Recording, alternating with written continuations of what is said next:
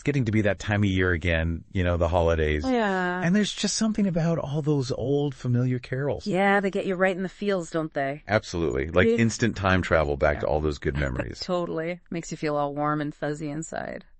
But ever stop to think about the stories, like the real stories behind the lyrics? Not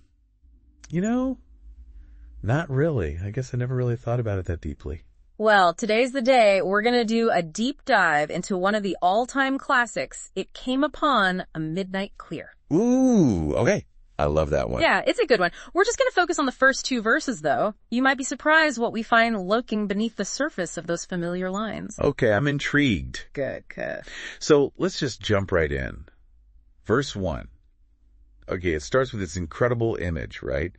Angels coming down from heaven. Yep. And their harps of gold ringing out in the night. It's beautiful. So beautiful. It always gives me chills. Yeah. But there's got to be something more to it than that, right?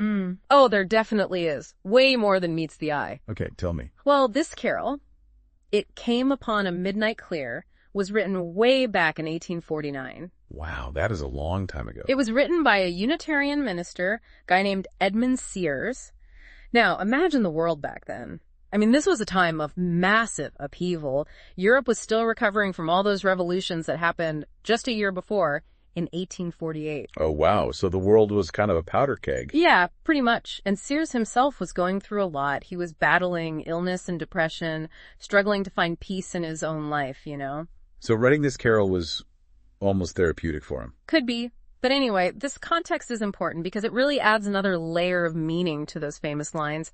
Peace on earth, goodwill to men. It's not just some sappy holiday sentiment. It's a heartfelt plea for peace in a world that desperately needed it. I see what you mean. Okay, so now there's that line that always kind of gets me. The world in solemn stillness lay to hear the angels sing. Yeah, I like that line too. But it always makes me wonder, did the world actually hear the angels' message? Or did it just get lost in all the chaos? That's a really good question. And it really highlights that struggle between the longing for peace and humanity's tendency to, mess things up. Yeah, but definitely still a thing today. For sure. All right, now, the second verse. Things get even more interesting here. Oh, yeah, they do. We've got cloven skies and peaceful wings unfurled. What's going on with all that? Okay, so picture this. Cloven skies. It's like this powerful image of a world that's broken apart, like literally split in two. And, maybe Sears was thinking about all the political and social divisions of his time. Like I said before, Europe was in a really messy place back then. So these cloven skies could be a symbol of that, of a world that was struggling to find its footing. Yeah, it makes a lot of sense. And then you've got the angels with their peaceful wings unfurled, offering this glimmer of hope, like a promise of healing and unity. I love that. So, despite all the division, there's still this hope for something better. Exactly. That's the beauty of it. Okay, and then there's that line, above its sad and lowly plains. Oh, yeah. That one always kind of makes me feel a little melancholy, thinking about all the struggles we go through in life. Absolutely. It's about those very real challenges we face here on Earth. Those sad and lowly plains kind of represent the hardships of human existence. But the carol is also hinting at something more, something bigger than ourselves.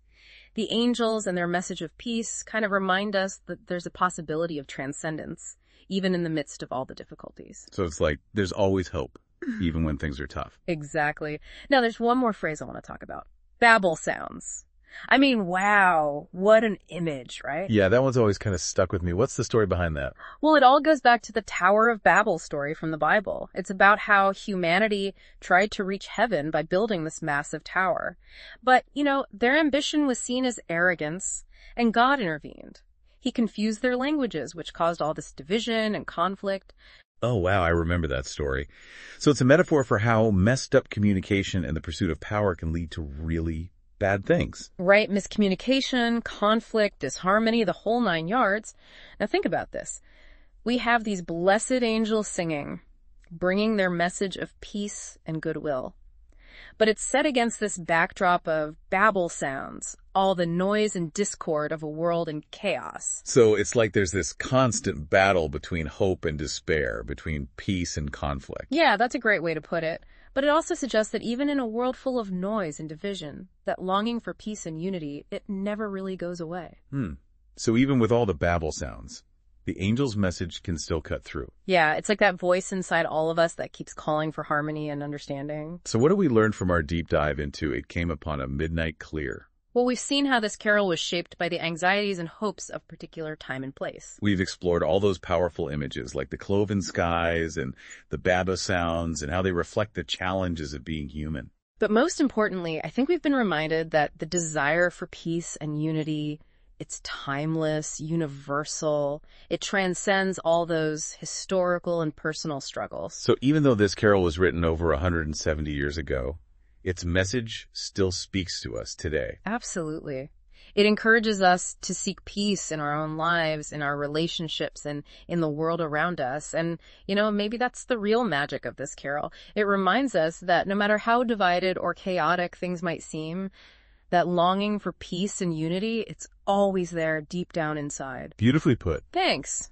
So there you have it. That was an amazing deep dive. I never knew there was so much packed into just 2 verses of It Came Upon a Midnight Clear. And that's the beauty of these old carols, right? You can listen to them your whole life and still keep discovering new layers of meaning. I'll definitely be listening to this one with fresh ears this holiday season. Me too. So to our listeners out there, keep those babble sounds in check and listen for those angels singing in your life.